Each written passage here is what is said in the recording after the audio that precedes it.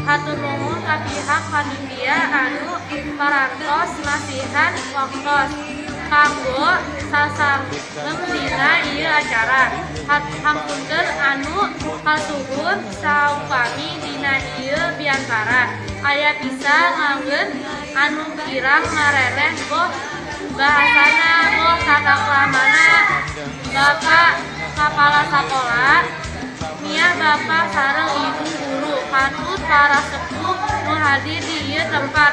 Kitu deui sampurna rerencangan sakola sadaya anu dipikacinta dikeun ieu dina taraga paturai dipeungeung murid kelas 6, 8, 12 dipayun mangga urang sangat nyambutkeun puji sinareng syukur ka Gusti Nu Maha Suci reh makarina taufik sareng hidayah nadugi kadeungeun urang sadayana dina sehat walafiat pamugi ku kasumping gen urang sadaya keungi ridho ti Allah Subhanahu wa taala.